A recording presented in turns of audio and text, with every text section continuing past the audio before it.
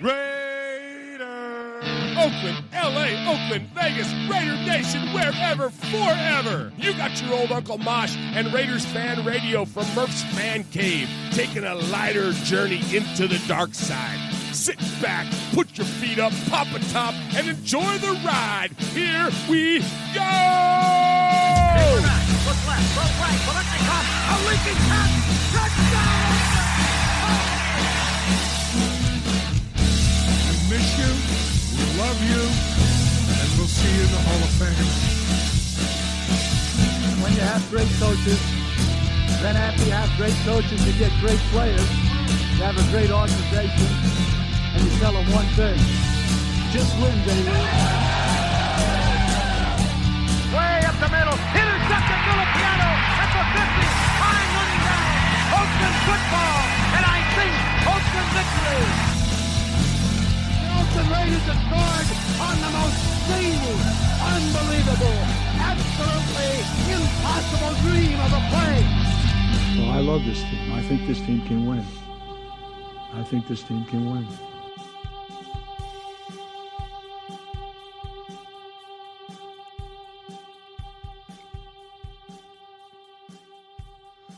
What is up, Raider Nation? Your buddy Murph back once again for what I hope to be a fantastic episode of Raiders Fan Radio. I guess with these podcast selfies, I got to get used to looking at the camera because normally I'm used to looking at Uncle Mosh over there and Swaggo over there. But when it's just you and me, I guess I got to get used to looking at the camera because that way I'm just not like, I don't know. Is that weird if I look at you the whole time? I don't know. We'll try it.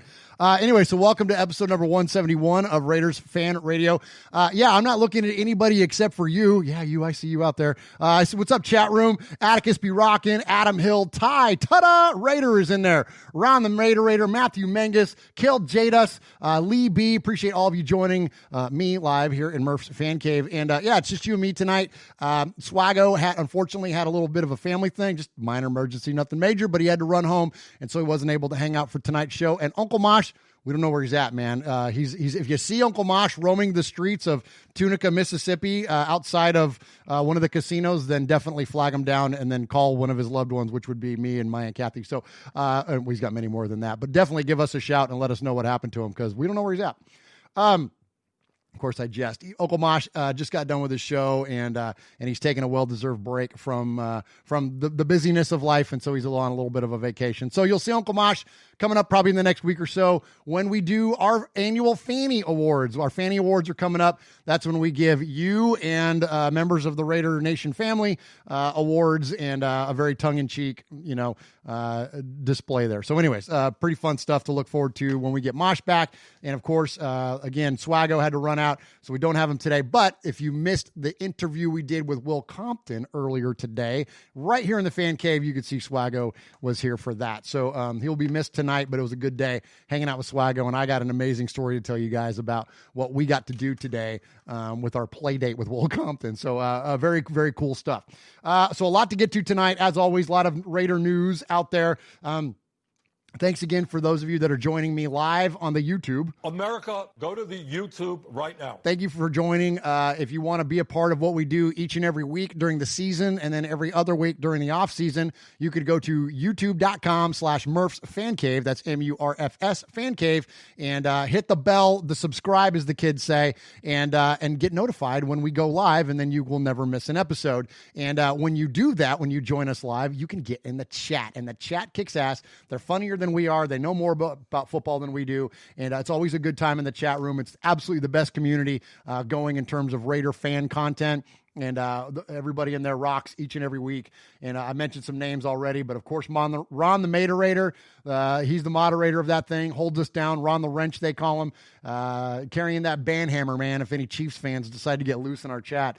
He holds it down for us each and every week. And then also Adam Hill is in there tonight, Killiatis, Ty, Tada, Raider, which we got an email from Ty later tonight. Killiatis, he got to get in and talk to Will. Got to ask Will a question earlier today. So anyways, thanks. Oh, Aaron Capo, the Q-Dog Raiders in there. What's up, Capo? What's up, Raider Tommy?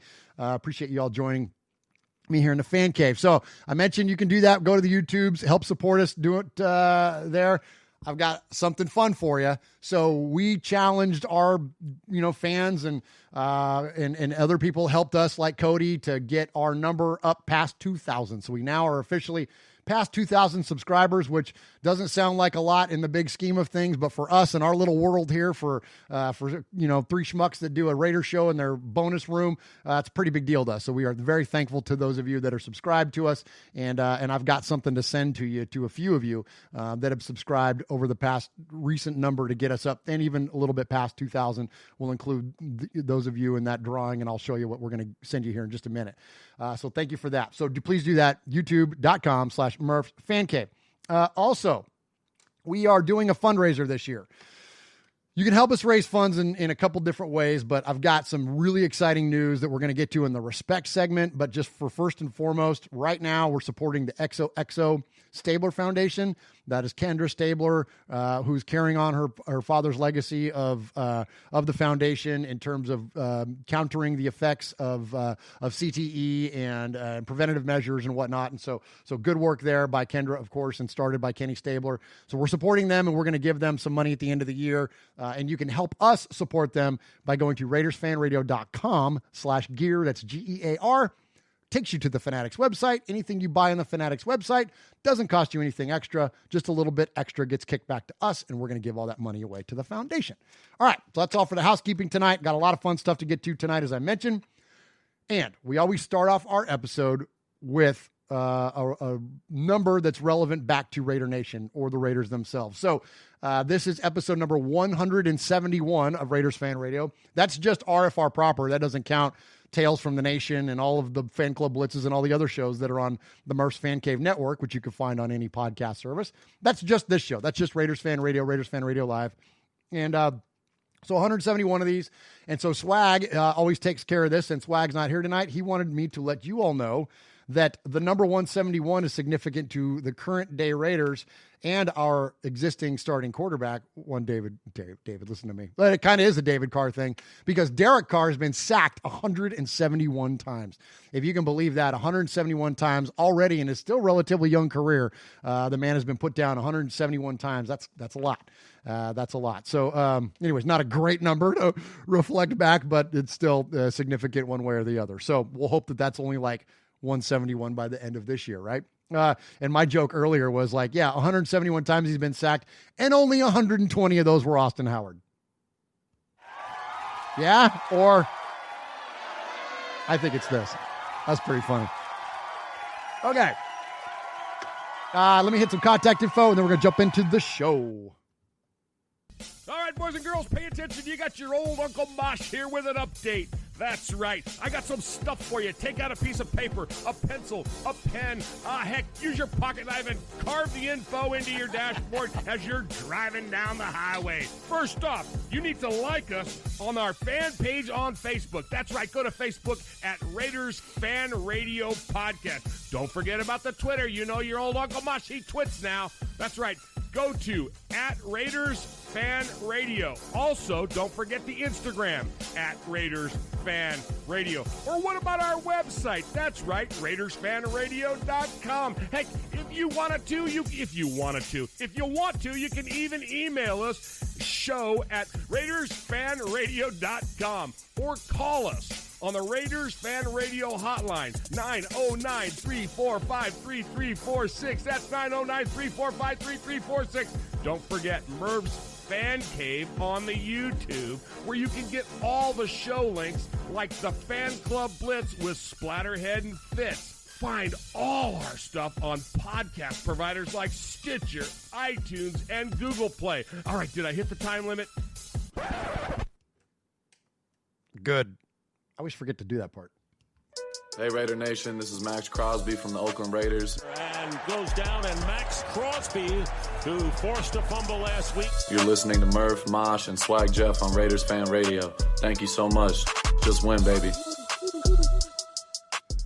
All right, appreciate Max. We're big Max fans around here. Lots of Maxes, one especially. What's up, boo? Okay, so I got a lot of respect to get to tonight to start off the show. We're going to go in-house with our first one, and I'm going to give respect to our buddy Mojo. First and foremost, we always give Mojo respect because when he goes to work every day, he fights for our democracy and the freedoms that we so enjoy every day in this country. And despite our challenges, it's still the greatest nation in the world and in the history of the world, for that matter. And so we appreciate Mojo on that front, always first and foremost. But also, I want to give Mojo respect for this new venture that he started up. For those of you that are familiar with Mojo and the Mojo's Pod Show and what that Raider-centric show used to be, he's now moved to When the Universe Speaks, which is him and his buddy, the Big Gringo, and it's on the same channel there, so you can find Mojo. And it's phenomenal, and I was saving this audio clip to play in front of Mosh. I'll probably play it again.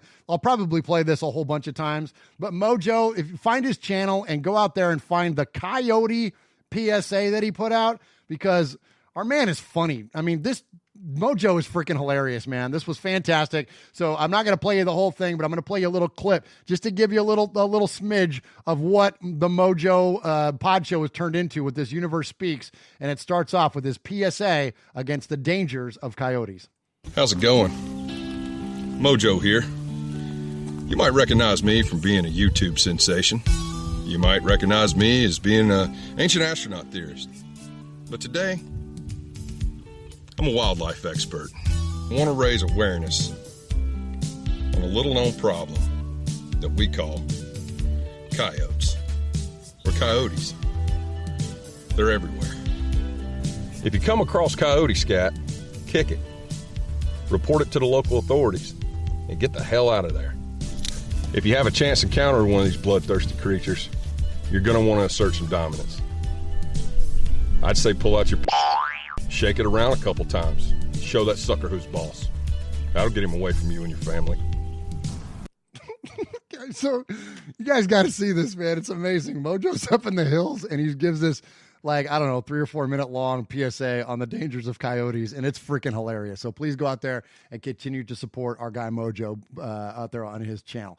All right, let's see. Next up, I want to give respect to our buddy Cody, man. So Cody, you guys know him as Raider Cody, and he has, of course, the wildly popular Raider Cody podcast and a popular YouTube channel. And I want to give him props for a few things. Is that, our relationship with Cody, man, we got introduced to this guy over beef, right? And, we don't beef with anybody around here. Rising tide raises all ships is the way that that's the rule we follow. And that's a statement courtesy of our buddy Kenny Stapler from Pillaging Podcast. So we want to lift each other up, man. It's what we're all about. And so when this, our beef came up, we got in touch with each other, talked through everything, figured it all out. And Cody's become a great friend. And on and off the air, and I'm proud to announce, or a continual announcement, I should say, because this is going to be ongoing, that we're going to partner with Cody, and we are going to partner by founding our own foundation. And so as of today, I can tell you that I have founded the One Nation Foundation. And so that is a nonprofit organization. It's going to be co-chaired by myself and Cody.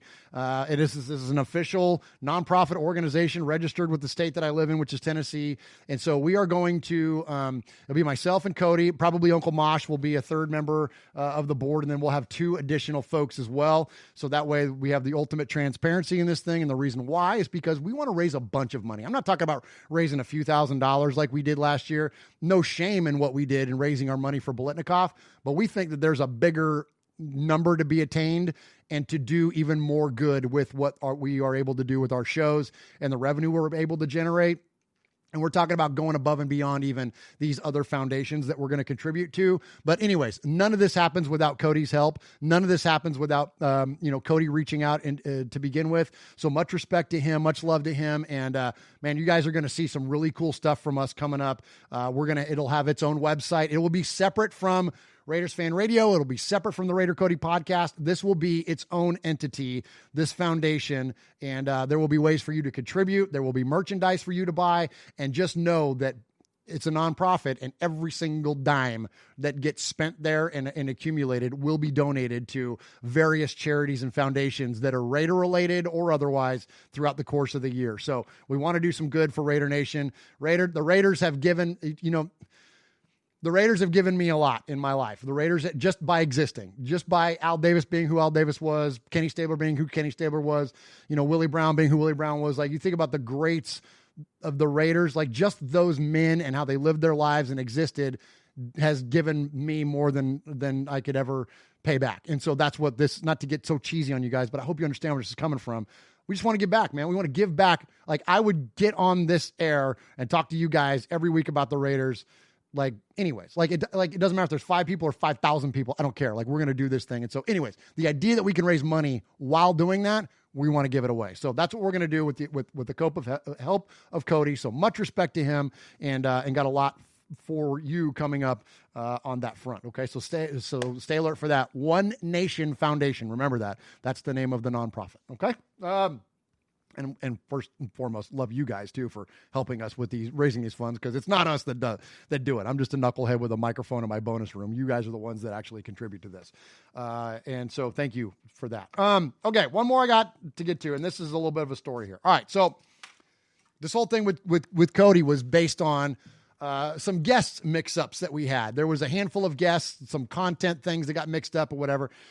And one of the guys that got kind of caught up in that led to Cody and I meeting up and everything, and us and our shows getting together and whatnot, was around Will Compton. As you know, Will is number 51 right here for the Raiders. Played last year. First game he played was against the Detroit Lions. Finished out the season. Had a highly productive year with the Raiders. When you look at Will's numbers, and if you were to take the 9 games he played and extrapolate that out over a season, he would have been like the leading tackler on the team. He would have outperformed Tyre Whitehead last year. Like, Will is a freaking fantastic football player, and he's a super cool guy, super funny guy, has a great podcast called Bussin' with the Boys that he does with left tackle the Tennessee Titans, Taylor Lewan. They have a great show. And they pull lots of Raidery guests. So, Darren Waller, Derek Carr, Max Crosby, and more on the horizon. So if you're a Raider fan, you definitely want to check out their show. Well, Will also spent a year with the Tennessee Titans before he came to the Raiders. So he still lives here in Nashville. So we got to know Will a little bit. And so knowing that he's a local guy, we had some stuff come up that we were able to, Jeff and I, in our day job, were able to help Will out with. And so today was the day that we helped him out with some things, and he was gracious with his time. And while we were kind of waiting around, we went and had lunch with him. So we meet up with Will. He hops in the car with me and Swaggo. And where do we go? We go to Domenico's, because that's where you go when you got a Raider in town. You go to Domenico's. So Will was one of the few guys, if you saw the interview earlier, one of the few people ever that's been to both Domenico's. So he's been to the Domenico's here in Middle Tennessee where we live, and he's been to the Domenico's in Alameda.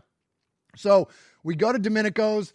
Jeff Murphy is down there, the owner of Domenico's, all-time Alameda High School passing leader, former MTSU Blue Raider quarterback. And so we hung out with Jeff for a little bit, talked shop with him for a little bit, and then sat down, had this really killer lunch.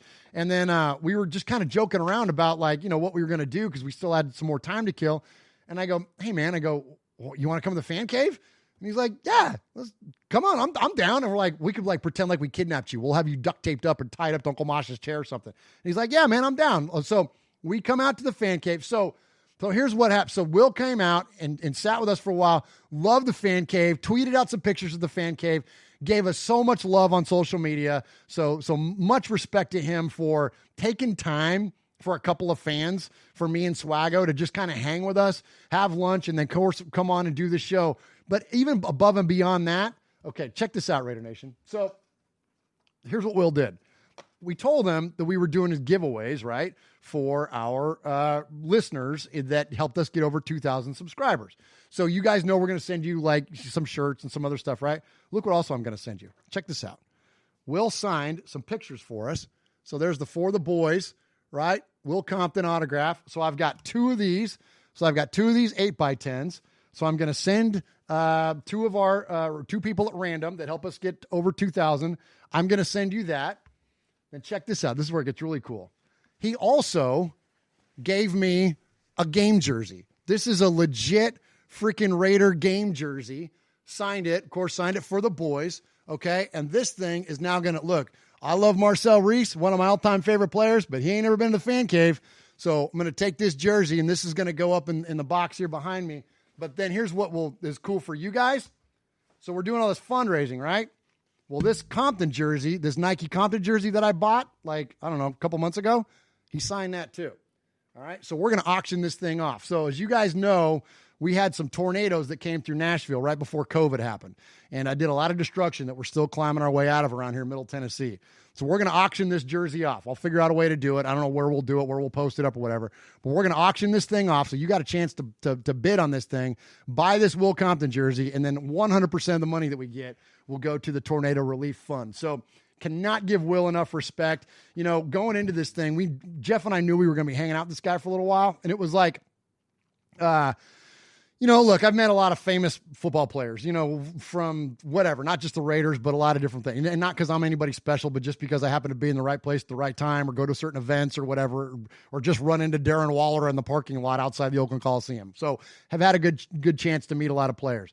I've met athletes. I've met there's a lot of athletes from different sports. I've met rock stars, met a lot of people in life, you know, again, nothing special. Just I've had a chance to go backstage and see people or meet people. I've never hung out with an athlete or anybody else for like 3 hours or 3.5 hours. Me and Jeff did today. So like, it was kind of interesting. It was like, well, I don't know how this is going to go.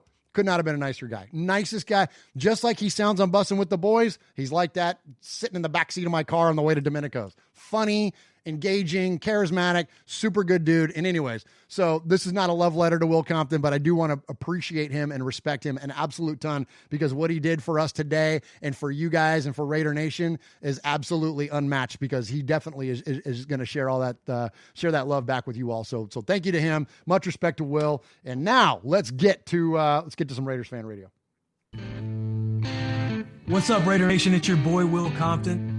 You're listening to Raiders Fan Radio with my boys Murph, Swaggy Jeff, and Uncle Mosh. Tune in because they fucking put out a banger podcast. Oh, where's the one? This one. Murph, Swag Jeff, and who's the third guy? He got a big kick out of that when we played that one for him. He didn't know we made those clips out of him about when we play for Uncle Mosh. Murph, Swag Jeff, and who's the third guy?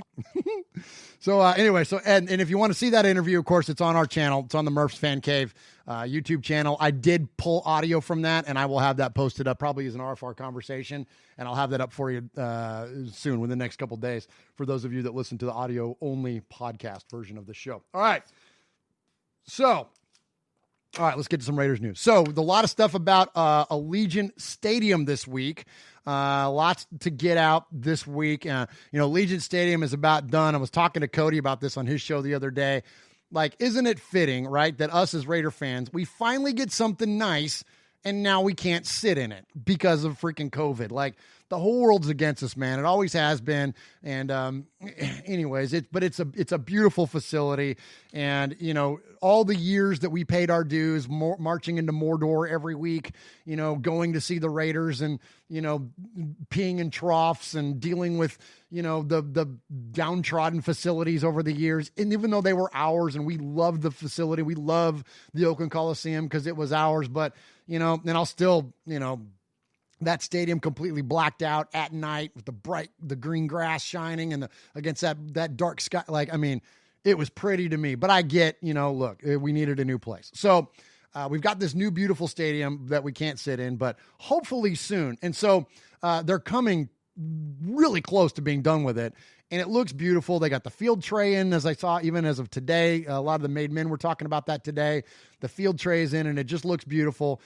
So a couple things about Allegiant Stadium. So number one, they released a hype video. Like, this might be a week or two old at this point, but they released a hype video that's out there to kind of fire up people to come work there. It's all about like the legacy of the Raiders and you being part of that by coming and working there. And so the video is awesome, but the audio is great too. So let's check that out. I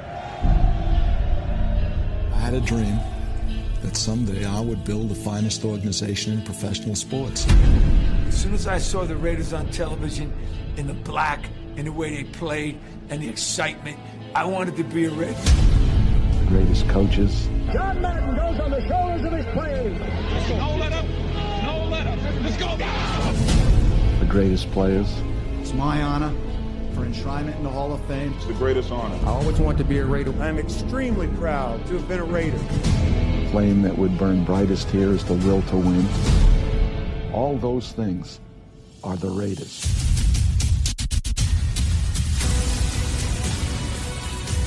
You can get everything I've got. Play for each other. We're all red. Don't second guess yourself. He's sacked. He is going down. As he gets free. How about it, Raider Nation?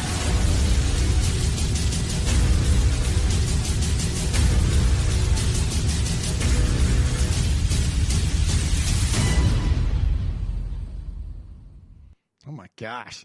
That doesn't fire you up, man. I love that, man. I love the way that do. That's freaking killer. Anyways, good stuff there. Definitely watch the video. The video that accompanies that sound is just absolutely amazing. A lot of great old footage and then even recent footage from the Raiders. So definitely check that out. All right, a lot going on in the chat room tonight. Appreciate all of those of you that are joining us, the Murph's Fan Cave, youtube.com/Murph's Fan Cave. Lee B is in there, Tampa Raider. Big Easy. What's up, Big Easy? Matthew Mangus, Ron the Mater Raider, Tampa Raider, Killed Jadis, Aaron the Q-Dog Raider, the Capo. Let's see who else is in there. Jeff Murphy, what's up? So there we go. Jeff Murphy from Domenico's. Glad Jeff is in there tonight. Good to see him today. We're gonna get Jeff back in here in the Fan Cave too in the next couple weeks. We're gonna get Jeff back in. It was a great time having him in earlier this summer, I guess, or late spring, whatever it was. Raider Cody's in there. What's up, Cody? I hope you heard all that stuff I said. An awful lot of nice things about you, Cody. So hope you didn't miss all that. Okay, let's see what's up. Oh yeah, so we got next up, we got John Gruden talking to the workers of Allegiant Stadium. So now they're as I mentioned, they're approaching completion, and a lot of the workers were like kind of out on the field, and this is the first time they had the video boards working with the audio. So this is the first thing that's ever been played across the AV system there at Allegiant Stadium, and of course our coach is there. So as you hear. So this is taken from a video where like they go from like the actual video to like the video like taken from inside the stadium. So you'll hear this like crazy echo. So just know when you hear all the echoey stuff, that's not our feed. That's them broadcasting what was actually played inside the stadium. So let's check that out. Hey, this is John Gruden here with the Raiders. I just had a couple thoughts. I'm working on my game plan, but I just have to tell you the stadium looks freaking awesome. It's the greatest thing I've ever seen. And I just want to congratulate all you workers for an incredible accomplishment during adversity. It's the 2-minute drill. You've done 99% of the work, maybe 97% of the work. I just challenge you to finish like a champion. We were lucky enough that Coach Gruden wanted to share a message with us and do a little bit of a time lapse on being in the fourth quarter, finishing safe, finishing strong, and it's just a really important aspect of this project. It was awesome to do it today because it was actually the first time that the boards had video and audio on them at the same time and worked. I do want to remind everybody too to be safe. Wear your mask, be safe, and take care of yourselves. Love you guys. Thank you. All right, we love you too, Coach, and hopefully we'll get a chance to see you prowling the sidelines there. That's not on TV, although it's looking like it's going that way, man. I saw Philly announce today that they're looking at a season with no fans. I don't know how you do it. If you do it by stadium or by city, are you allowed to have fans in certain cities and not? I'll tell you something interesting today. We were talking to Will. Gosh, so much cool insight. Like, beyond just having like an interview or like, again, a quick minute with someone. Actually just like digging in on conversation while, you're in the car together or whatever. We were talking about that. We were talking about what it would be like for him as a player to not have fans in the stands. And he was like, there's pros and cons to it. He's like, obviously the cons are like, especially as a defensive player, right? You lose the noise, you lose the crowd noise, and you lose those aspects. But he's like, guys are going to be laser focused because guys are not going to be thinking about, the crowd chirping them. That's Will's term, people chirping at them, people giving, players crap. I mean, obviously, as it is Raider fans, like go to a Raider game, like they're not shy to let you know if they're not happy with what you're doing. So that whole idea that like, you don't have to worry, you have to sweat the crowd, but like, it's going to be, you're going to have the ability to completely lock in. I thought that was very interesting. The other thing Will pointed out was that they're going to have to change their calls up quite a bit. We as fans are going to love it because we're going to hear every single thing that's going on the sideline. But in terms of like the opposing teams, they're going to hear all your calls. They're going to hear the coaches on the sidelines. He's like, we're going to have to come up with basically like vanilla concepts that we can then change and add verbiage to week in, week out. It was very interesting hearing him kind of talk from that perspective that, if we have to play a season in front of nobody, like it's going to have much bigger ramifications than just, there's no crowd noise. Like there's a lot of other things, because you're going to think about that. If you got two teams inside Allegiant Stadium and there's nobody else in there, like I could be talking this loud and you could hear me from across the field, let alone a coach, hollering in whatever signals and you know what I mean? So very interesting concept there from Will. So, anyways, I hope we get to have fans in there. I mean, odds are at best, and we're going to hear from Mojo in a little bit, who's a season ticket holder, probably going to be like, I've heard rumors of like 14,000 seats, maybe. Everybody socially distanced. I don't know, man. It's going to be pretty crazy, Raider Nation. So we're going still this year.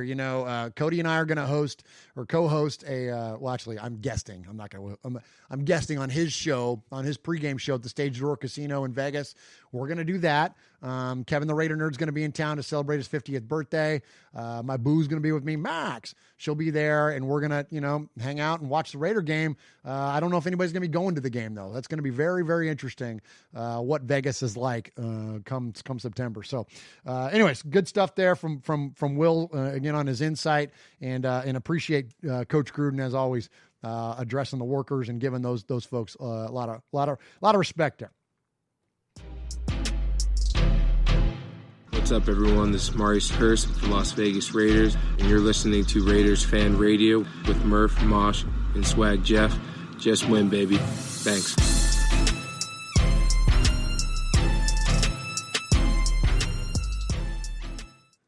All right, got a couple more stories for you here before we get to the Sea of Fans mailbag. That's, of course, where we hear from you, the RFR listeners, and appreciate each and every one of you each and every week that reaches out to us. Okay, so the Madden ratings came out this week. You guys know I'm a Madden junkie.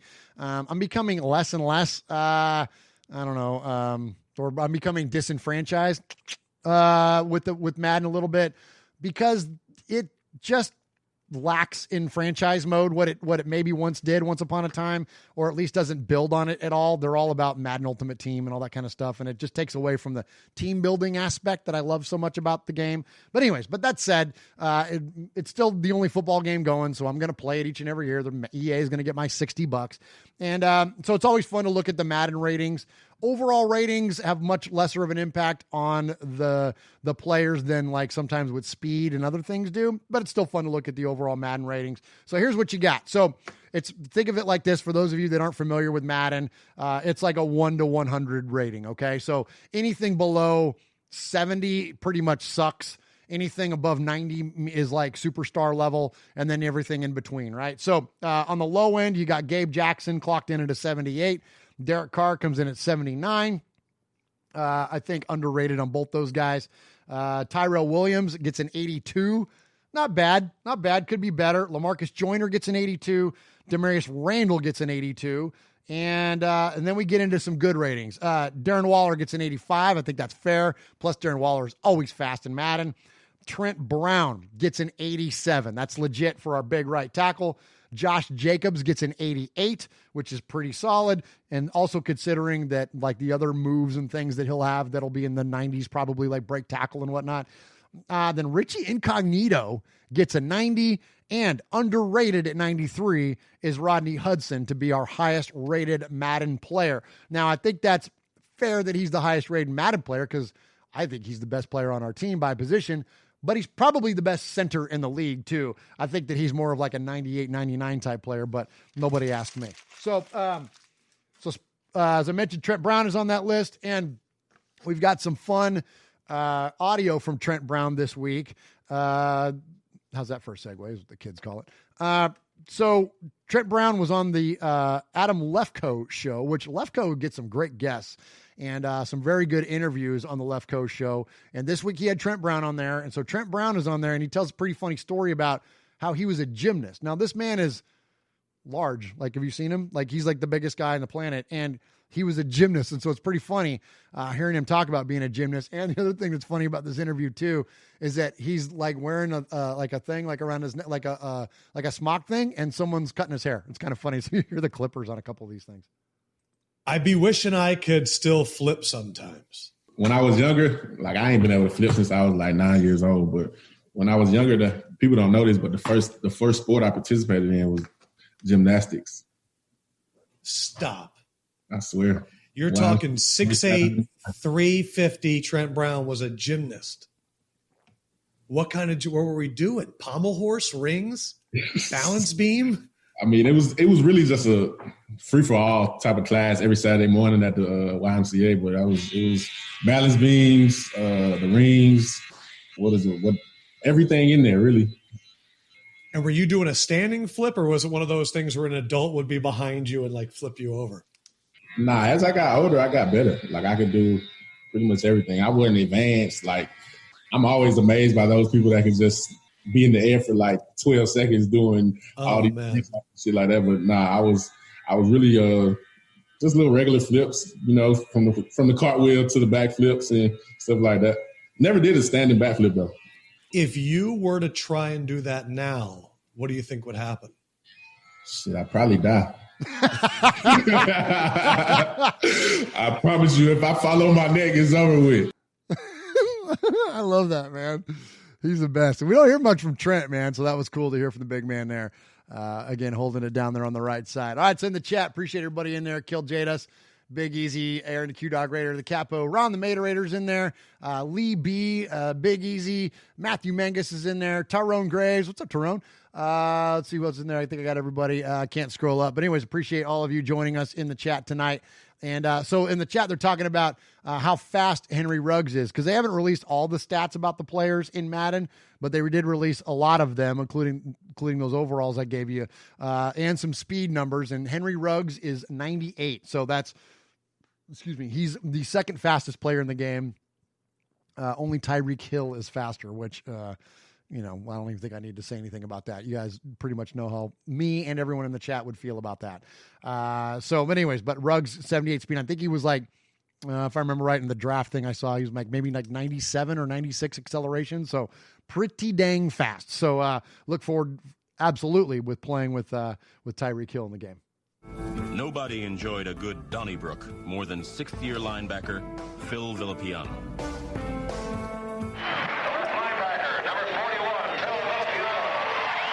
This is Phil Villapiano, and you're listening to Raiders Fan Radio.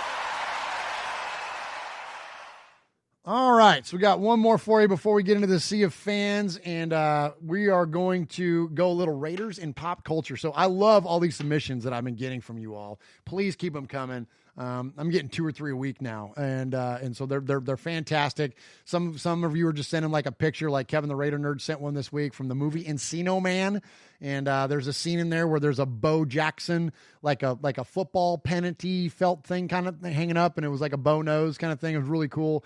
So anyway, so keep those things coming. I've gotten a bunch from Monster Mash Ken, and like our buddy Chris Bourbon Raider has sent in a bunch as always, and so but this one I found on my own. So Uncle Mosh isn't here again, so I can freaking ramble about Star Wars. So one of my favorite things, and many of your favorite things, those of you that are Star Wars fans, one of our favorite things here lately in the Star Wars world is The Mandalorian. So The Mandalorian is the show on Disney Plus that chronicles, The Mandalorian. And so it's a really, really cool show. It's some of the best Star Wars that's come out in a long, long time. And one of the things that's unique about that show is that no spoilers, but towards the end of the first season, there is a scene where there's a lot of stormtroopers. So there's like kind of like a showdown, kind of Butch and Sundance thing. And there is like hundreds of stormtroopers outside this like cantina, right? Ready to get our good guys. Well, to get that many stormtroopers on set, they invited the 501st. The 501st is like a fan group that builds their own costumes, and they are like they represent as like stormtroopers or Imperial people or whatever, or any kind of costume thing in like different events. So like when you see like a bunch of stormtroopers at like a movie premiere or like at a theme park or whatever, that's the 501st. Our buddy Kevin the Raider Nerd is a member of the 501st. Okay. So that's that group. All right. So all these guys and gals are on set of The Mandalorian. And I swear this is going Raiders and pop culture. Hang with me. All these guys and gals are on set for The Mandalorian in this behind the scenes show called Gallery that's on Disney Plus also. So if you watch Gallery, it's the last episode, you'll see all these stormtroopers. All right, so these stormtroopers have come from all over the world. Well, there's a bunch of them that came from the Bay Area. Well, also starring on this show is Carl Weathers. You may know him as Apollo Creed. You may know him as Chubbs from Happy Gilmore. You may know him as number 49 for the Oakland Raiders. Okay? So Carl Weathers, famous actor, okay, former Raider, plays Grief Karga on The Mandalorian. So so all these stormtroopers are meeting the cast. So Grief Karga, Apollo Creed, Chubbs, Carl Weathers walks over to greet all these stormtroopers, and this is what he had to say. We were able to grab some folks from our garrison up in the Bay Area and bring a few people down to join 200 miles down here in SoCal. Yeah. You guys came down from San Francisco? Yeah. All right, go Oakland. That's all I want. Did you hear that? So he walks over to him and he goes, "Where are you guys from? From San Francisco?" And they go, "Yeah." And they're all smiling and happy. And he goes, "Yeah, go Oakland," and walks away. It's freaking money. Check it out. We were able to grab some folks from our garrison up in the Bay Area and bring a few people down to join 200 miles down here in SoCal. Yeah. You guys came down from San Francisco? Yeah. All right, go Oakland. That's all I want. It's so funny. They're all happy because he goes, "Oh, you're from San Francisco?" And they're like, "Yeah." And he goes, "Go Oakland," and turns around and walks away. And they're all like, "Oh." It's so funny, man. So absolutely. So, much respect to Carl Weathers, man. All these years later, man, still holding it down for the Raiders. We appreciate him. There he is, fading, looking. He's under the gun. He's tied, he throws. It is.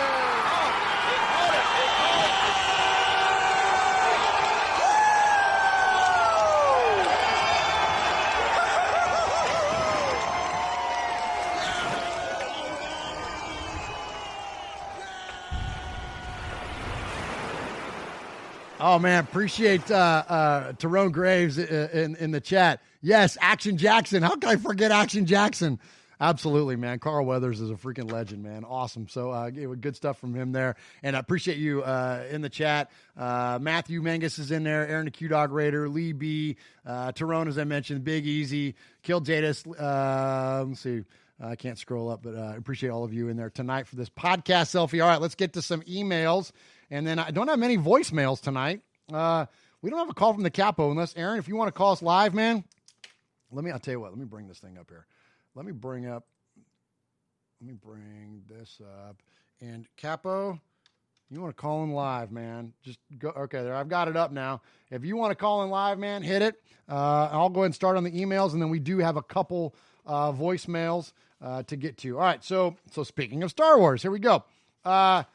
This is from Aaron R, because your last name is a long one, and let's see, I don't want to butcher your last name. Out of respect for your last name, Rudabush, Rouda Bush, Rudabush. Aaron R.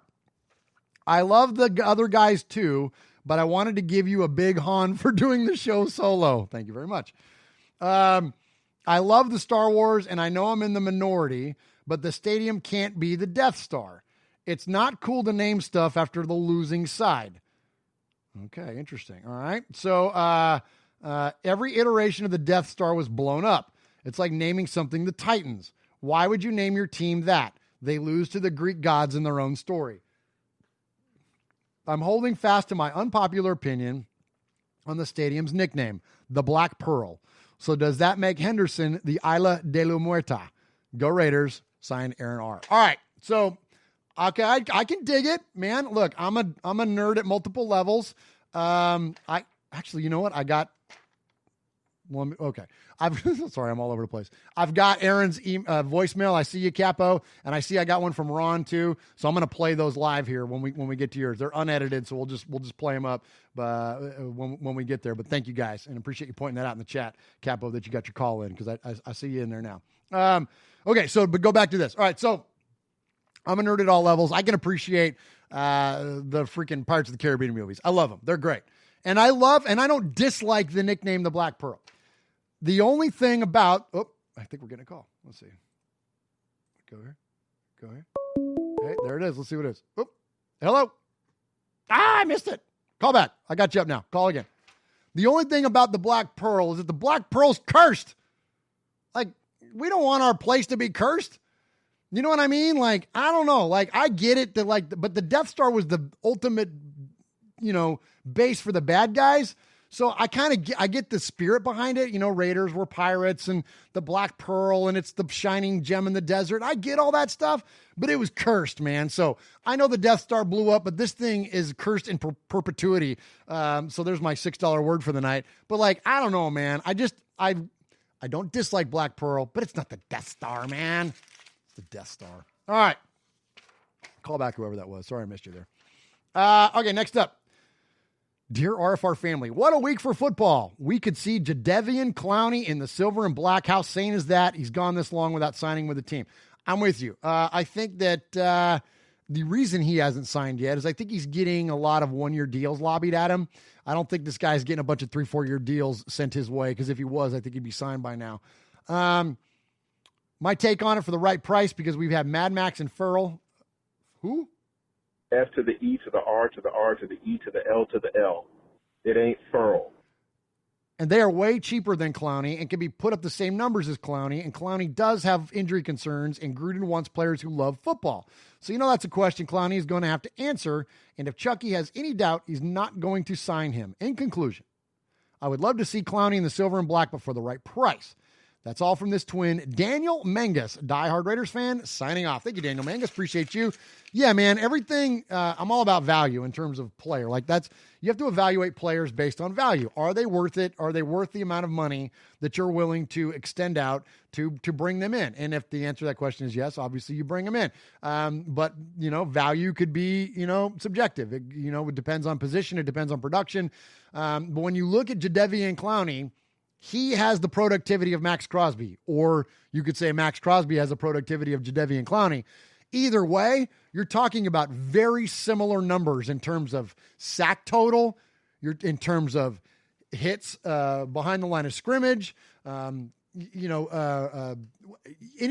name it, for the tangible stats. I don't remember them all off the top of my head now. I remember I said them on Cody's show the other day, but for all the quarterback hits, all that kind of stuff, they're very, very similar. Now, granted, Clowney has like a 5-year run. Crosby's got 1 year, but based on what evidence we have available, they're very similar in terms of their play, in terms of productivity. The other thing that's interesting about Clowney is that he can be a closer, and that's what we need. I don't begrudge the Raiders for moving on from Khalil Mack. A lot of us don't. But we lost that closer capability. We lost that guy to get that big sack on third down. We lost that guy that's going to pick off Cam Newton at the 5-yard line and run it in for a touchdown. We lost that guy that can finish off the game. And so can Clowney be that guy? Maybe. Can Max Crosby be that guy? Maybe. Can they be that guy together collectively? Yes. I think that's a resounding yes, that when you look at their capabilities. Now, granted, it's probably going to be a short-term thing. Even if we signed him, it's probably going to be a 1-year kind of deal. I mean, the Raiders don't have a ton of money. They've got some cap room, which in terms of building a team, that's the only number that matters. So there is some dollars to be spent. As Cody said very well, cap space doesn't sack the quarterback. So if you got room and you're filling out your 53, then bring him on. It adds some versatility then, I think, to Ferrell's game. F to the E to the R to the R to the E to the L to the L.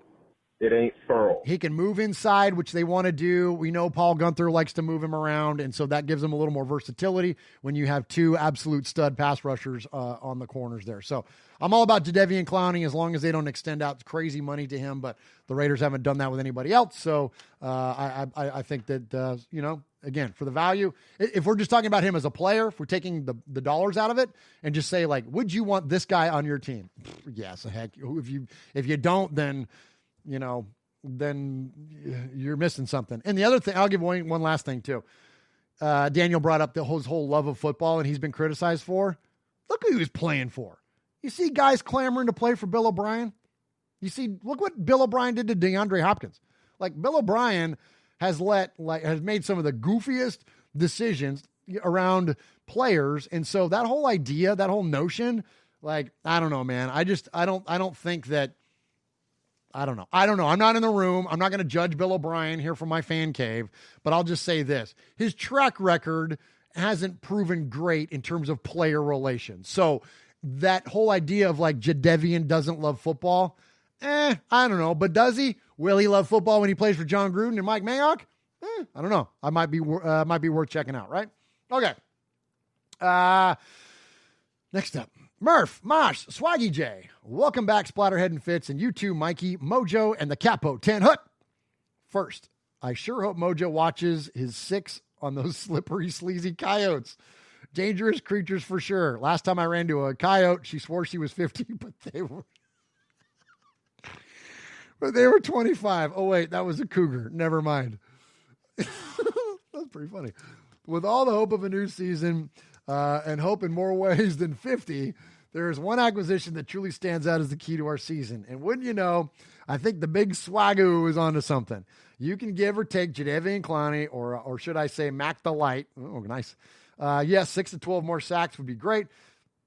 I would love to see him move in and out of the outside linebacker to the defensive end in a rotation, but a 1-year rental is exactly what Mike Money Mayock is not about. And Murph, you said it best. Let's suit Jim Brown back up and get us all a bite again. Let's look into who's in the building. Not an all Madden dream team. Marcus Mariota. Gruden is subliminally telling Carr to play with his legs. Remember, Marcus won a Heisman using his legs to go with a cannon of an arm. Then Mike Money Mayock drafts a wide receiver who played emergency quarterback as well as Capo promises and make him a running back. But the key pickup, and we talk about Lynn Bowden Jr. there, but the key pickup of this offseason was made last week. As a man of faith as Carr is, as many of you know as well, we just signed Randall freaking Cunningham. Thank you for bringing this up because that's something I didn't have in my notes originally, and I'm glad you brought this up. This is legit. Bring in Randall Cunningham. Yes, that Randall Cunningham from the Minnesota Vikings, more so from the Philadelphia Eagles, one of the most dynamic players in his time. He'll be leading the team in prayer in hopes that Carr runs the ball. Well, I don't know about that, but he has been hired as the team chaplain, and I think that's a great hire, man. That's really cool. Obviously, no Raider ties, but Randall Cunningham's a good man, and I think that he's going to be an awesome chaplain for the team. Anyway, so he's going to be praying the Carr runs the ball. Who's next? Steamin' Willie Beeman, who's the greatest fictional quarterback, going to come for halftime speeches. I'm going to go Johnny Utah as my favorite fictional quarterback. I think Johnny Utah takes the cake there. I'm taking the over. The Derek Carr runs for 800 yards this season to go with his 4,000 passing yards. Okay, I'll take the under and your money. I mean, how can he not? Just take it easy around the pylons. Oh, my gosh, this is good. You almost lost half the nation to a mass heart attack last year after slipping in that one for a touchdown. Here's to a new season and everyone's health. Go Raiders. Stacy Ruff Raider. Appreciate you, Stacy Ruff. That was a good email.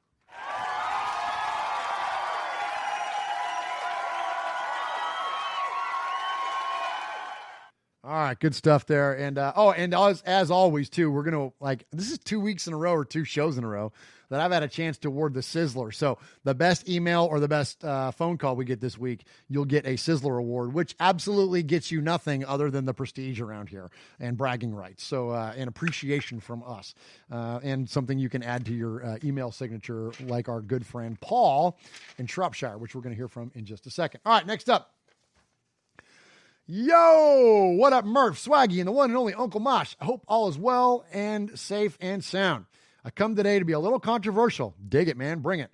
But let me first get this off my chest. As most of you know by now, this is interesting. Okay. As most of you know by now, Barstool Sports, shout out Barstool Sports, no free shout outs. They're the ones that host the Bussin' with the Boys podcast. Barstool Sports released a map from Sports Housing Recreational Tourism Statistics saying that a team who can't fill a community college stadium is the most popular team in California. I'm not even sure they can fill the party section at Chuck E. Cheese. The dead batteries can't even fill an apartment complex swimming pool. Their fans invented quarantine. If I had $1 for every fan they had, I couldn't fill my gas tank. I could do this all day, but I'm pretty sure you guys get the point. Okay, now let's get that off my chest. Let me get to my controversy. Now hear me out when I say this. 52 might be the most important player in recent history, and here's why. Okay, I'm with you so far. First off, let me tell you this. Okay, this is interesting that you said the name of this thing. So for those of you who know what he's talking about, there was a tweet that came out through Barstool for this organization that did a study on the most popular teams in each state. And the Chargers were named the most popular team, all of sports. So more than the Lakers, more than the Warriors, more than the, then Raiders, more than the Niners, more than the Kings, more than you name it. Okay. Both Kings, Sacramento or Los Angeles, the most popular team in the state. And they said the Chargers. Okay.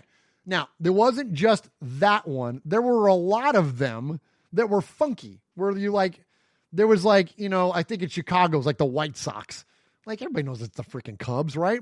Or even the Bears, more so than the Bears, more than it would be the White Sox. But so there was some that were really funky. Okay. And then I saw somebody point this out on Twitter, and I wish I could take credit for it. It wasn't my catch, but this tells you all you need to know about this place. This study was put out by the Sports, Housing, and Recreational Tourism Statistics. That's SHARTS.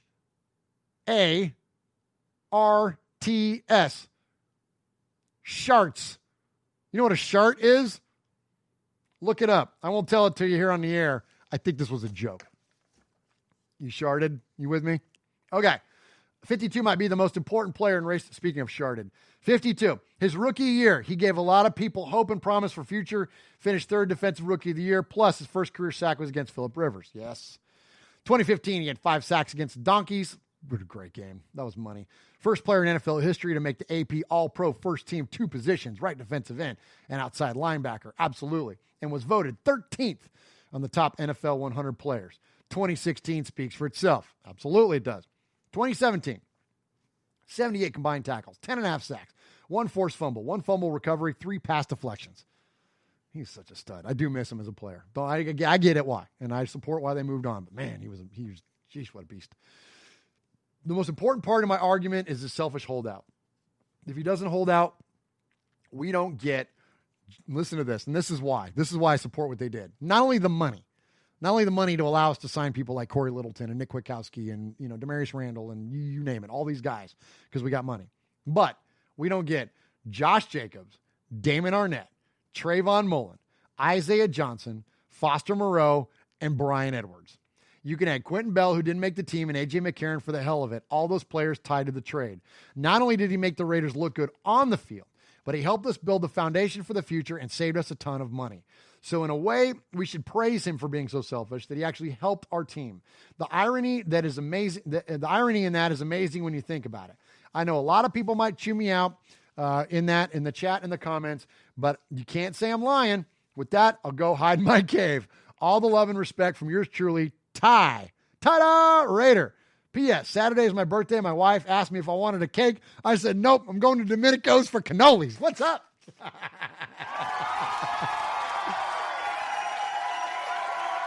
That's great, man. Great email from Ty, man. Absolutely. And, dude, I'm so with you. Like, when you look at, remember what I just was talking about value? Like, talk about an exchange of value. We'll take that trade all day long. You don't win championships with superstars. You win championships with depth.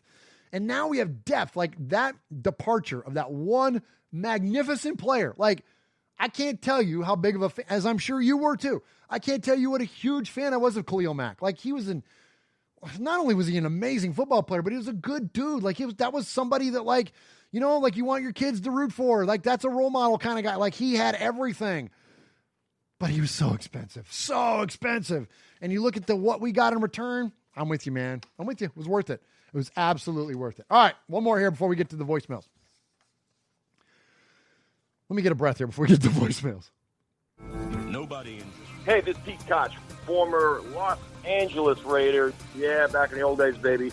and you're listening to Murph and Uncle Mosh, who happens to have the same hair as me. Check it out, Raiders Fan Radio.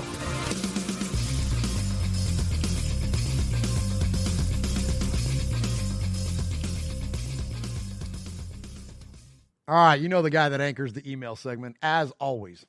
Paul. Paul. Paul. Paul. Paul. Paul. Paul. Paul. Paul. Paul. Paul. Paul. Paul. Paul. Paul. Claude. Claude. Claude. Paul. Paul. Paul. Paul. Paul. Paul, your name Paul? Paul. Paul. I met him with Paul. Who? Paul. Paul, yes, Paul. Paul's not here. Hey, Paul. Paul. Hi. I'm Paul. All right, appreciate everybody in the chat room joining us tonight. And Big Easy, looks like you need a beer or bourbon, Murph. That's one of the reasons I needed to wet the whistle a little bit there, man. It's all this talking, man. I'm not used to talking for nonstop for an hour, man. This is crazy. But I appreciate everybody in the chat tonight holding it down, man. Appreciate you supporting us here in the Fan Cave and me for this podcast selfie. So Big Easy is in there, as I mentioned. Kill Jadis. Pirate 1975. What's up, dude? I haven't talked to you for a while. Ron the Mater Raiders in there. Matthew Mangus. Ta-da! Raiders in there. Aaron the Q-Dog Raider. Jeff Murphy. What's up, Jeff? Good to see you again, brother. And Fabricator Gil from the IE is in there. DeVell McGuine, nice to meet you. That's a new name for us in here in the chat. And please, chat room, reach out to DeVell and make sure you extend the red carpet from the RFR listening audience there. So, all right, last one from Paul. Evening, fellas. Hope everybody is okay. As we wait patiently to find out what the new season will look like, few things have caught my attention since the last RFR Live. First and most importantly, 2,000 subscribers on YouTube. Thank you, Paul. Fantastic news. Congratulations, guys. America went to the YouTube. America, go to the YouTube right now. They sure did. And here's to 3,000. Absolutely. Well, we will keep the momentum up. And when we start getting close to 3,000, we'll have to come up with another giveaway. And I appreciate everybody that catapulted us back or catapulted us over the 2,000. And we leaped it by a bunch. Like we're almost to 2,100 now. So quite a few over this past week. And I appreciate all of you. I like the idea of Randall Cunningham being at the Raiders, and now we've signed him, sort of. And maybe only as the new chaplain, but a vital role nonetheless, and he looks after players' interest. Also, Washington decided to change its name, and we are looking for suggestions to a new one. So how about calling them Washington Zip, as it'll be most accurate most of the time? That's pretty funny. I like that. Hey, and on a serious note, though, can I put in my 2 cents on this? I like Red Tails. I like Red Tails, and if you don't know the story behind the Red Tails and the Tuskegee Airmen, I'll give you a chance to jot that down. Tuskegee Airmen, look that up and check out why that would be, I think, a very appropriate name to honor those gentlemen that were the Red Tails. And I think that would be a very good change for the Redskins. And there's a few other names out there that I've heard that are pretty good, but they're more just like, typical mascot-y kind of things like Red Hawks and things like that. I think Red Tails would be cool. And you think about the logo opportunities for what a Red Tail is, which was an old World War II airplane. That provides a lot of cool stuff there in terms of like marketing and like imagery and stuff like that. So that's my vote is Red Tails. Chat room, what's yours, man? What's yours? Besides, and I get it. Like, we hate the Redskins because of freaking, the Super Bowl. And so, and I've never been a huge fan of that name for all the reasons that you would imagine. I like that we're in an era now where, this is a change. This is a thing that needed to be done for a while.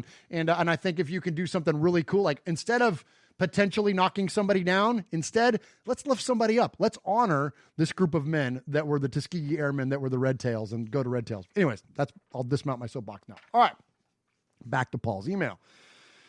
Seriously, though, not wishing to make light of a serious topic, I'd like to thank them for their contribution to the Super Bowl. There we go. That's what I was just talking about. Super Bowl 18. I was nervous going into that game, especially with Riggins being a beast. So it was good of them to turn up and watch us win.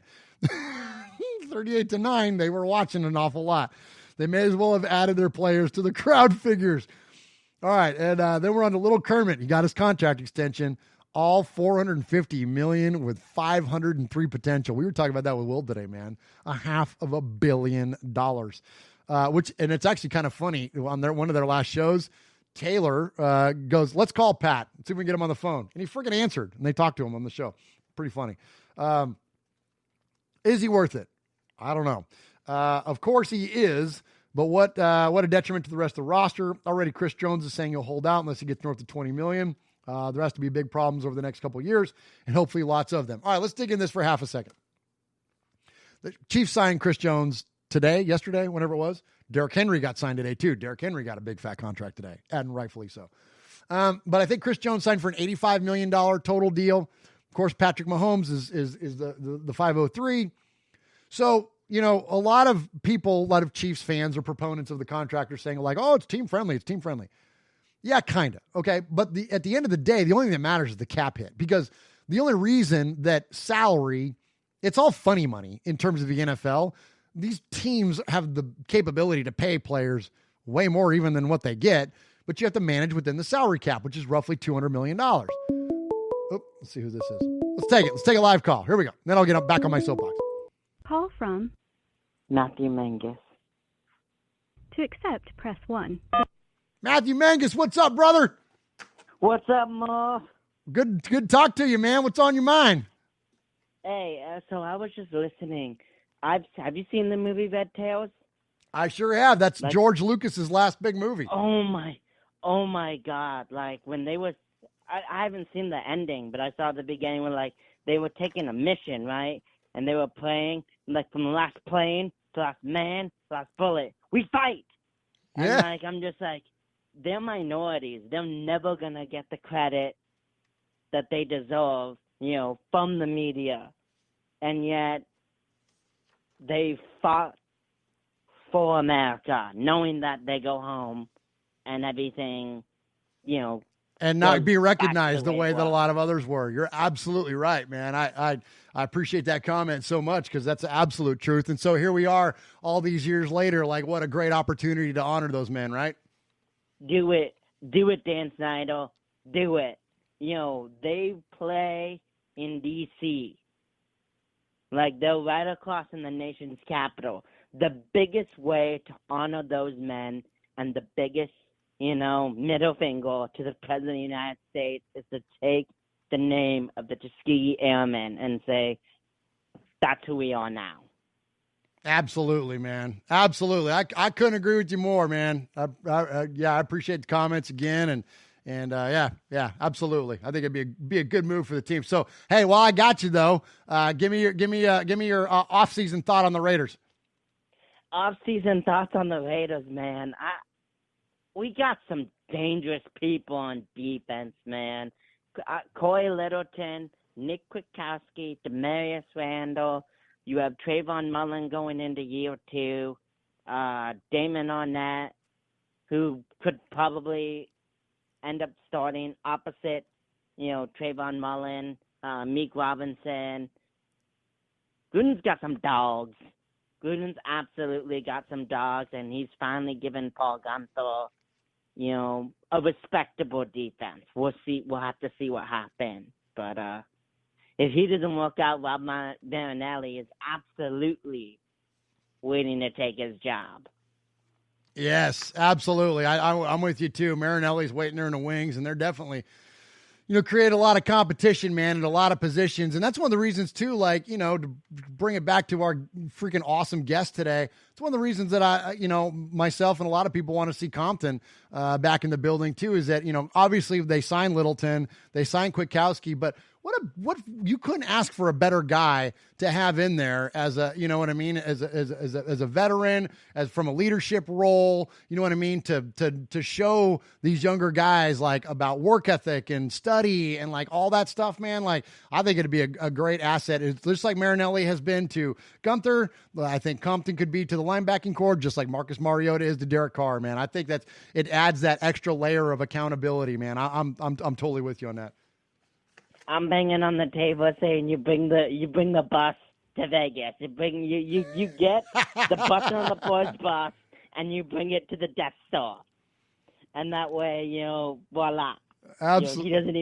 He doesn't even need to move. Just put all his bags and his football pads in the bus. There you go, man. I love it, man. That would be. I'm sure Will would absolutely love that.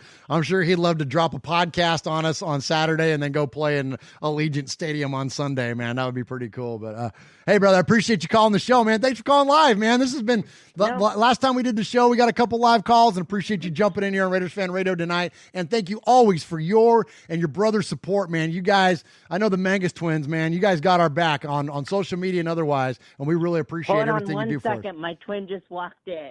Put him on here. Raiders Fan Radio. What's up, Raiders Fan Hey. Radio? What's up, brother? Raiders. Yeah.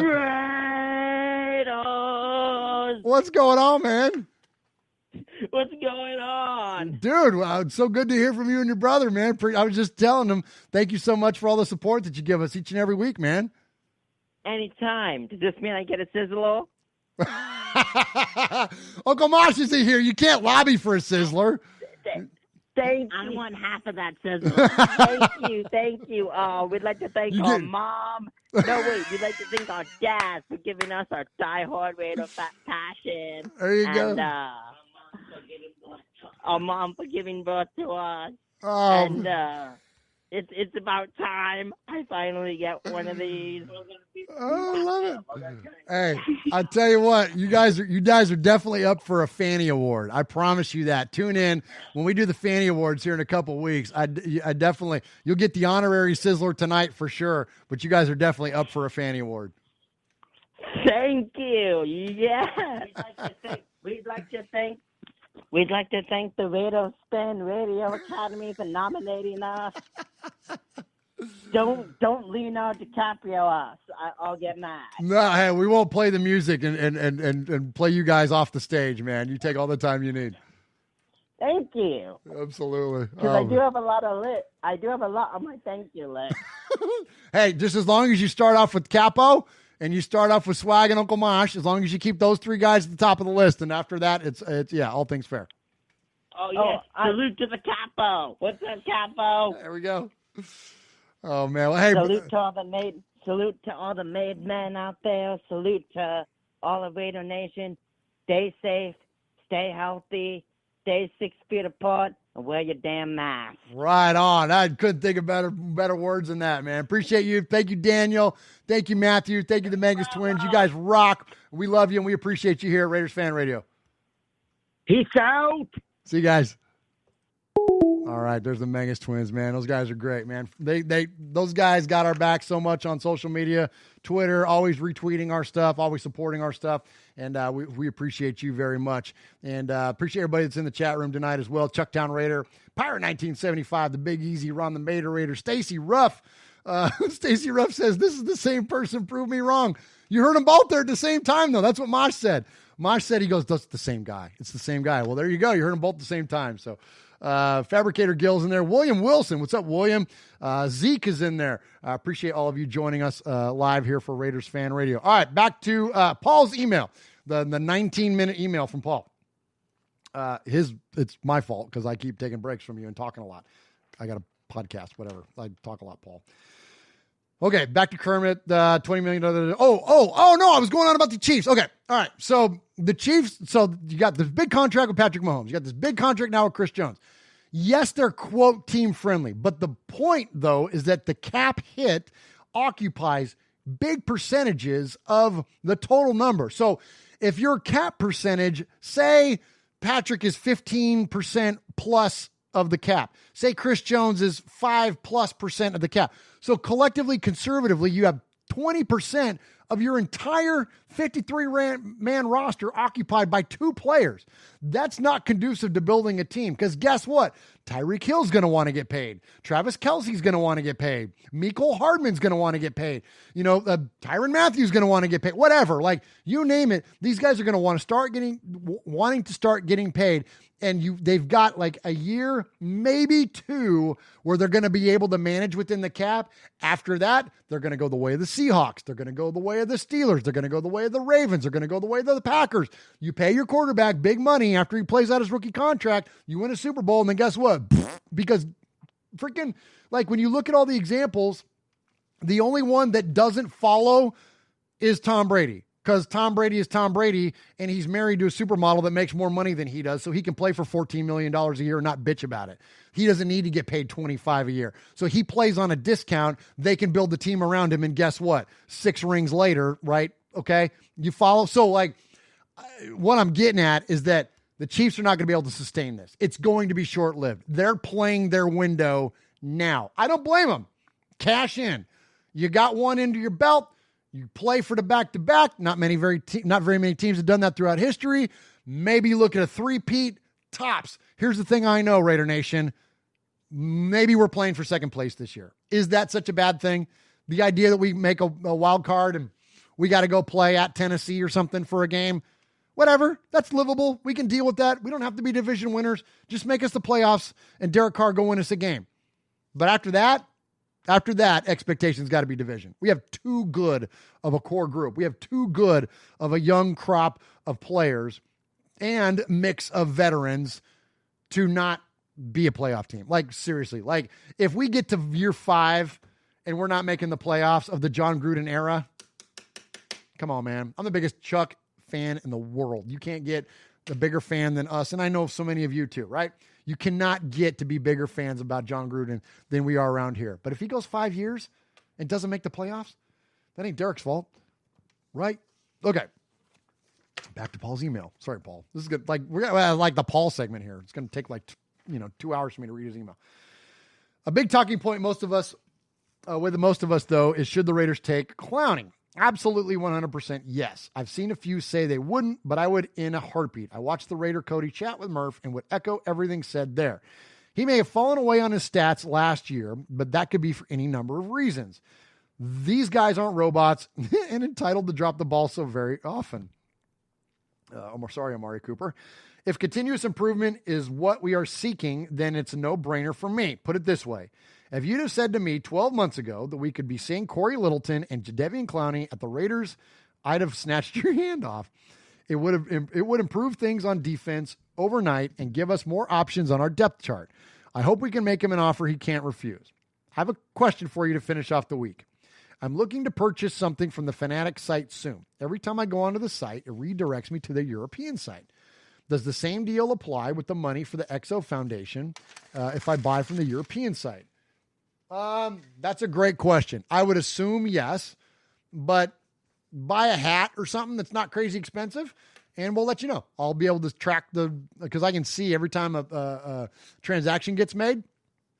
I can see it, and I'll be able to tell you if it contributed or not. Like maybe, I'm not trying to it's not about how much money you spend, but shoot me a dollar amount, send me a text or an email or something. Just let me know what you bought, and then I can look out for it, and then I can be able to tell you if it registered or not. And that's a great question. And thank you for being considerate enough to ask that, because we have so many listeners in the UK. And yeah, you click our link and it takes you Fanatics. I'm pretty sure that it won't make a difference, because I think once you click our link, it registers you no matter what. But just to make sure that our UK folks and our European listeners and everybody else abroad, or outside the United States, I should say, let's see if that works. So thank you, Paul, for thinking of us in that context. All right, finally, from what we're seeing on the TV, in the UK, it seems like COVID is still having a big impact on the US. Yeah, bigger than the rest of the world. I don't know. That's your guess is as good as ours too on that. That's whatever. I'll save you the political conversation, but it's bananas. So please be safe. Do your thing to help make things safer for yourselves and others. And some cool looking Raiders face masks on the Fanatics website. Right on, man. Absolutely. Wear your, hey, the Mengus brother said it best. Stay 6 feet apart, wear your mask. So, wash your dang hands. You know what I mean? Not rocket science here, folks. Love and best wishes to the RFR family. Love you, Raider Nation. His Lordship, Paul Edgerton, Shropshire, Mississippi. Polly Award winner 2019, BRT Sizzler scorekeeper, proud made man, and five-time winner of the Raiders Fan Radio BRT Sizzler Award.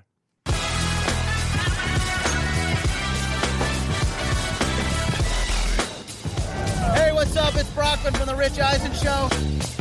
And it's Del Tufo from The Rich Eisen Show. You're listening to Murph and Mosh on Raiders Fan Radio. Yes!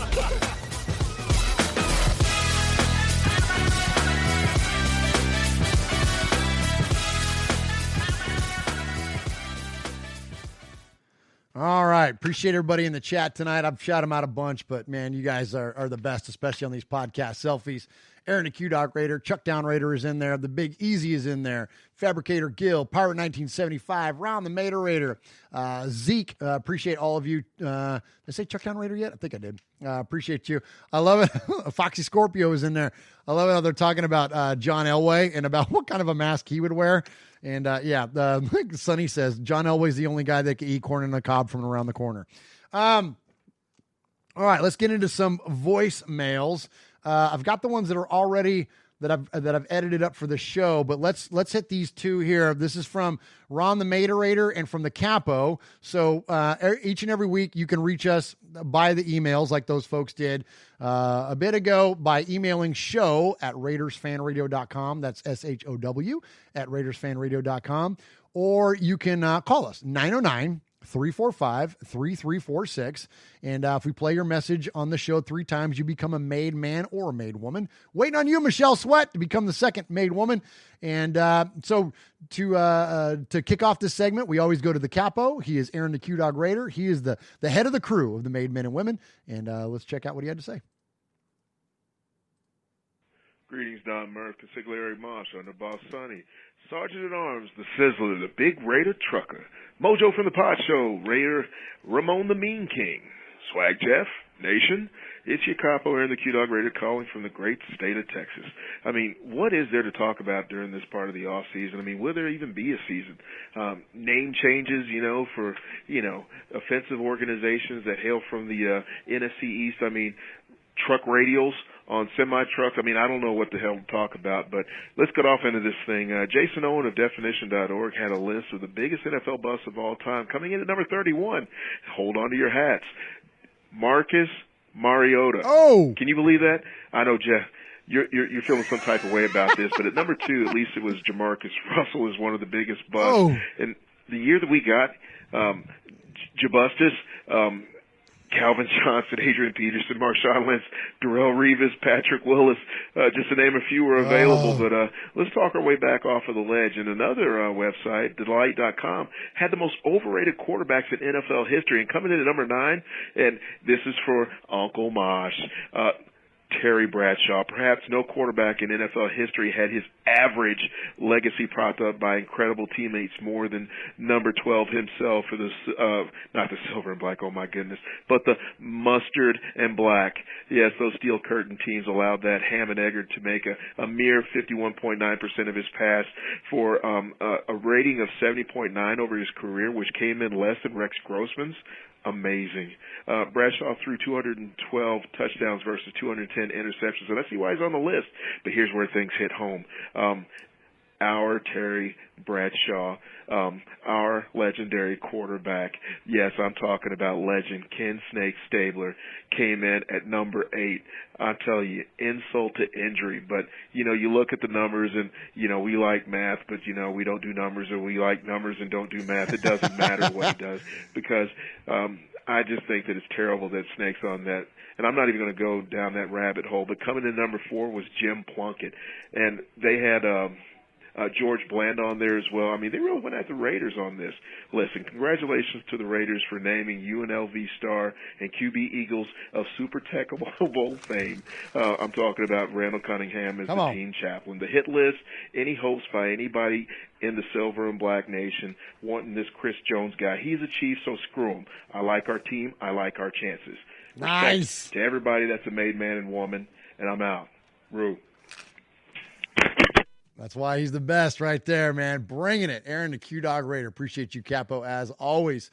And, man, great stuff there. And, so this is interesting here. So I'm so glad you brought up the quarterbacks, because here's something that came up this week. And so first I'm going to show you this picture. This is taken obviously a few years ago. So let's see. You see that there. So you got Darryl LaMonica there, number 3. You got Plunkett, 16. You got Blanda, also 16. And then, of course, Stabler, 12, okay? And for those of you on the YouTubes, you can see there's a caption there. And I'm going to read it to you for the interest of the audio crew or audio audience. This is one of the reasons that we're so critical of Derek at times. And look, and we're no, we're not haters, right? I'm not in that camp, and I'm not a stan either. And whatever. My fandom is deeper than being labeled one thing or another because there's context involved. But here's the thing, that at any time we are sensitive to, some of the things about Derek, here's why, okay? Because here's where, and I don't know if it's an age thing or not, I'll identify with it because it's me. It's my story. I'm 47 years old. I've been a fan of this team for a long ass time. Growing up, the Raiders were always good. And it wasn't until I got into my late teens, early 20s that they really became any kind of bad. Yeah, there was a window between, Tom Flores and Art Shell and the resurgence of the Raiders in the early 90s where, we had some rough years.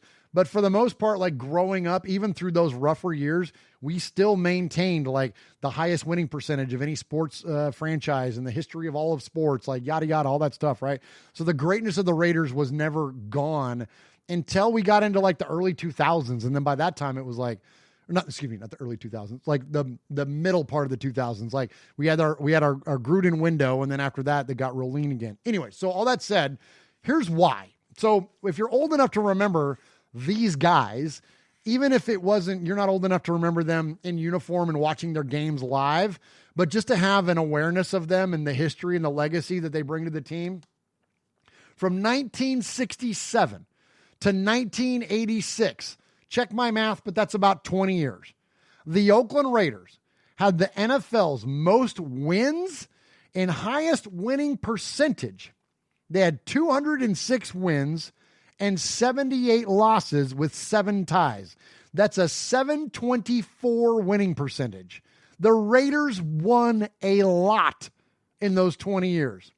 These 4 men, LaMonica, Plunkett, Blanda, Stabler, manned the quarterback position during that span, and his starters accounted for 170 of those wins. They went 3-1 in 4 Super Bowl appearances, combining for 7 touchdown passes and 1 interception. That's what our perspective is. That's what our expectation is.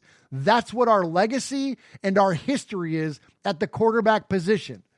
You can have all the regular season stats you want. That's great.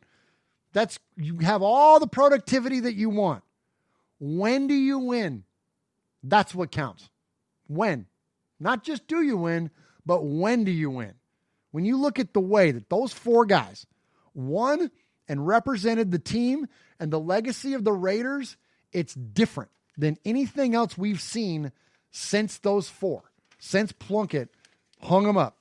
So, and granted, you could count Rich Gannon in there, and that's no disrespect to Rich Gannon, but this thing came out to represent like a run, a 20-year run of the team. 20 years.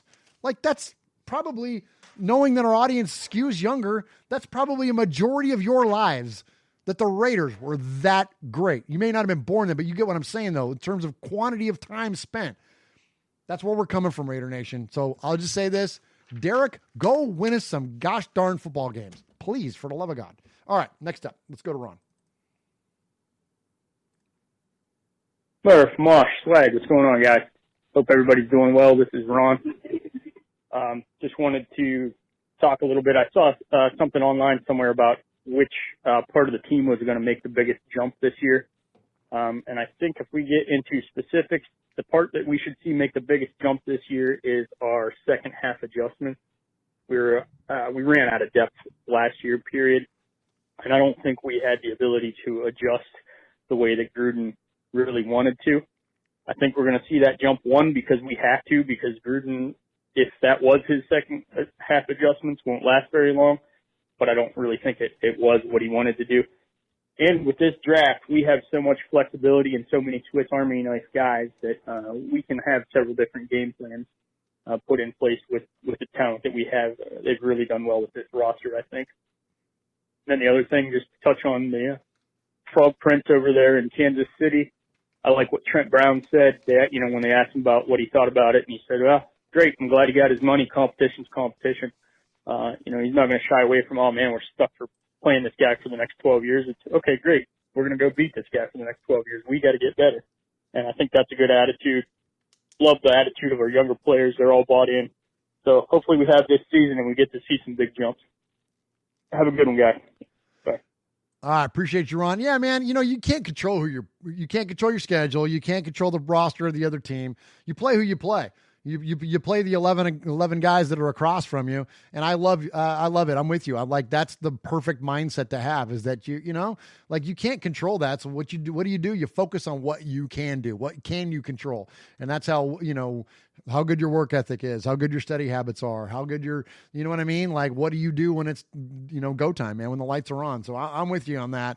And I appreciate that. That's the sentiment of the players. And I certainly hope that that's contagious, because look, one way or the other, whether whether the Chiefs are building big teams around Patrick Mahomes or not, Patrick Mahomes himself is not going anywhere.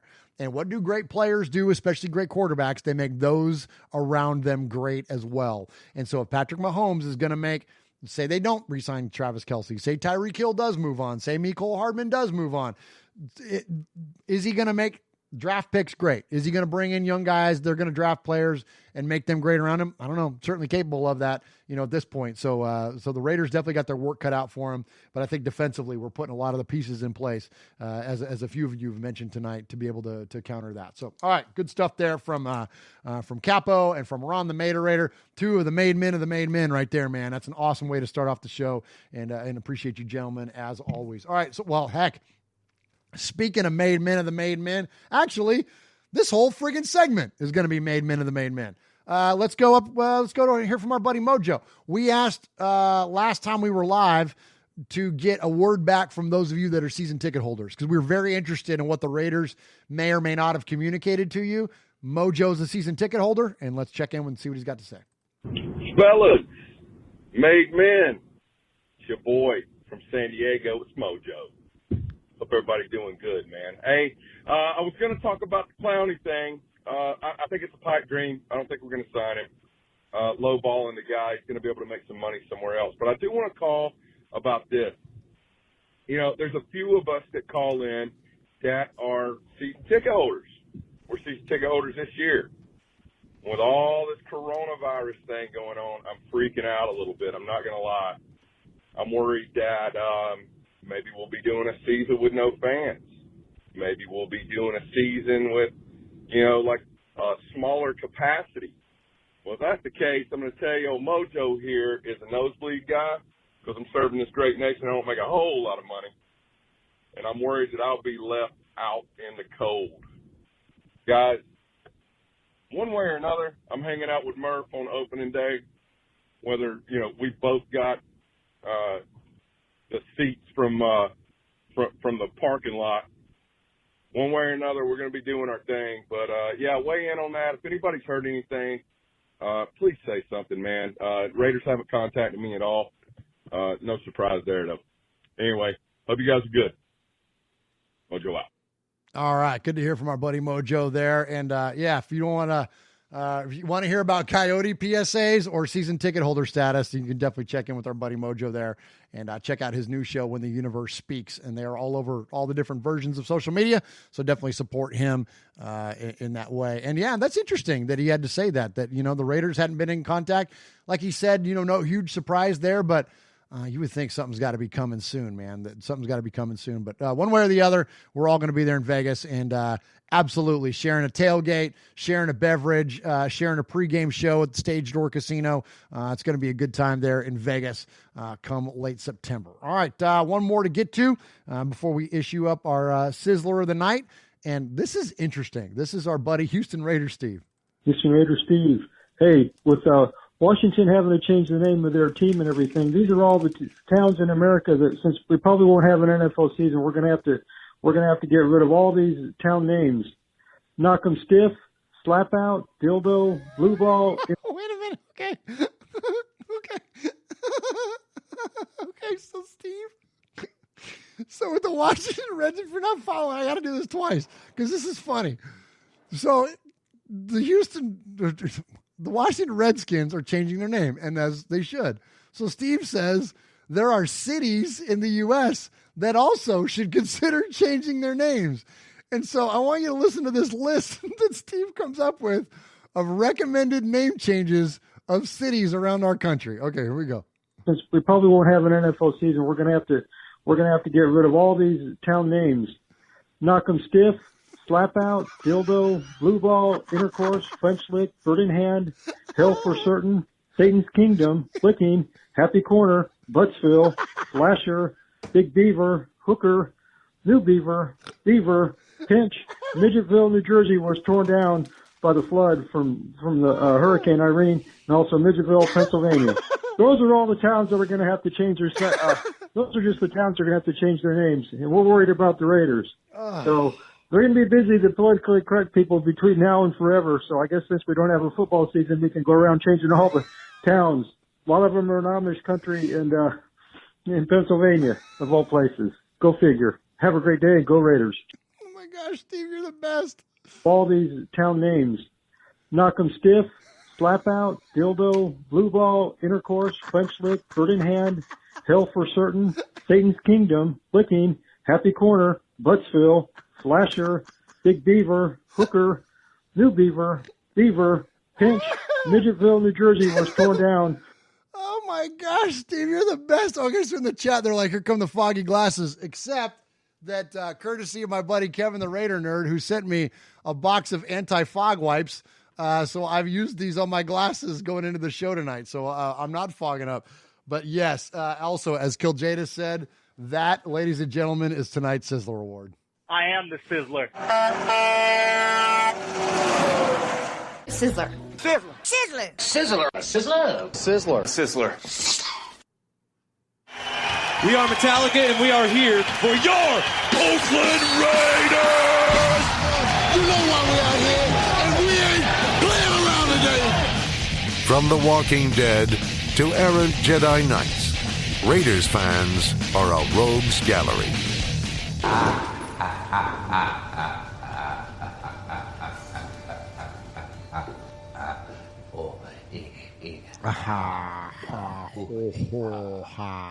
Steve, the only way that could have possibly been funnier is if you just started making up names. That would have been really, really funny because we wouldn't have known. I'd have been like, oh, yeah, there's a city called Slapnuts, Virginia or something. You know what I mean? Like, oh, my gosh, Steve, you're so funny. That was great. Great job there, and I appreciate everybody that called in tonight. Appreciate the live calls from the Mangus twins. Appreciate the emails. Our calls from, of course, the Capo and Ron, and then Houston Raider Steve there, and Mojo, and our emailers, which I'm trying to remember off the top of my head. It was Tada Raider. It was Stacy Ruff. Oh my gosh, of course, Paul. Who else am I missing? Daniel Mangus, I believe it was. Am I missing somebody else? Oh, Aaron R. I appreciate you calling and emailing the show tonight. I appreciate all the support that you give us each and every week here at Raiders Fan Radio. And man, these podcast selfies, you know, I'm not a huge fan of them, but I do really enjoy still getting on here and talking to Raider Nation. And I appreciate everybody in the chat tonight. That's youtube.com/Murph's Fan Cave. You could join us every other week or every week during the regular season. Chucktown Raiders in there tonight. Ron the Mater Raider, Lee B, Aaron the Q-Dog Raider, who says Kevin the Raider Nerd is a beast on the Facebooks. Chucktown Raider, Kiljada, Zeke, Tyrone Graves. Who else am I missing in there? I can't scroll up, but appreciate everybody that's been in there tonight. You guys rock, man. Thank you for supporting Raiders Fan Radio as you do. Go to RaidersFanRadio.com/gear and buy something. We're going to give the money away. Any money we get from your purchase there, we're going to give it away. And stay tuned. One Nation Foundation is coming up. We're going to have a lot of great stuff around that. We're going to raise a bunch of money and give it away to a bunch of deserving charities and foundations and do some good around Raider Nation, man, as only you guys, the RFR listening crew, and really all of Raider Nation can do. And so we appreciate you so much. And so missed Uncle Mosh tonight, as always. Missed Swag Jeff, as always, but so thankful to hang out with Swag today and hang out with our new friend, Will Compton, man. What a trip today, Raider Nation, you know, to hang out with one of the Raiders, man, and talk a little bit of shop. We talk more podcasting than football, if you can believe that. But anyway, so good to get to know Will a little bit, and thanks, man. Thanks to all of you. I guess that's all I got. I'm trying to hit the post here, as the kids say, but that's all I got, man. Thank you guys. Appreciate you supporting Raiders Fan Radio. Don't forget, what happens in Vegas started in Oakland. Good night. God bless. Wear your mask. Stay apart. Peace. Knock 'em stiff, slap out, dildo, blue ball, intercourse, French lick, bird in hand,